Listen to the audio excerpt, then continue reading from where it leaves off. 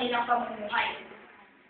Ayon na rin kay John Maxwell, ang pinaka-importanteng edukasyon na maibibigay ng magulang sa kanilang mga anak ay yung pagiging modelo sa tamang gawain ng buhay. Sumusunod naman dito ang dedikasyon ng anak upang matapos at pagbutihin ng kanilang pag-aaral. Dahil gusto nilang matutulian ng ginawa ng kanilang magulang, kaya nagkakaroon sila ng mas malaking dedikasyon dito. Ang general rating niya naman ay 3.09 na lubos na aapektuhan ng akademikong pamumuhay. Para sa aspectong spiritual, makikita natin na ang pagkakaroon ng pananalig at takot sa Diyos ay ang namumunan sapagkat ito ay nakakuha ng weighted bilang 3.23 as description na lubos na naapektuhan. Ayon kay Michael Rowley sa kanyang artikulong Parenting Requires Training Measures, mahalagang gampanan ng mga magulang ang kanilang pinaka-importante tungkulin ang pagiging magulang sapagkat sa ganitong paraan, nabibigyan ng sapat na oras at atensyon ang mga bagay-bagay na maaaring humugog sa isang individual.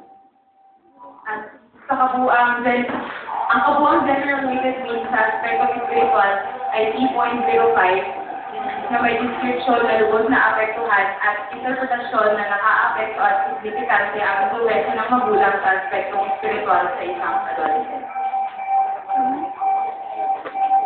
Kaya sa limang aspeto ngayon ay ginawa ng ito na general weighted mean kung saan ang lumabas ay 2.94 na lubos na naapektuhan. Na kung saan naka-apekto at signifikante ang influensya ng magulang sa limang aspeto ng buhay ng kabataan or ng adolescent. Makikita natin sa ating kalahanayan na ang pinakamataas ay ang akademikong kausayan na may weighted mean na 3.09 na lubos na apekto.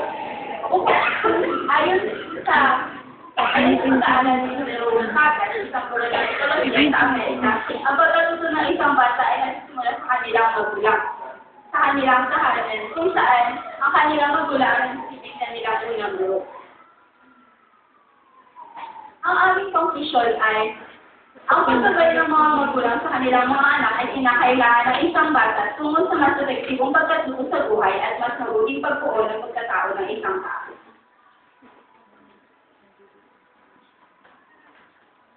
Nakita ng pananaliksik na ito na dapat ginagabayan ng mga magulang ang kanilang mga anak dahil ang impluwensya ng mga magulang ay naiiwan sa mga ito o nakatatak sa buhay ng isang bata hanggang sa paglaki at nagsisilbiring modelo ang mga magulang sa kanilang anak.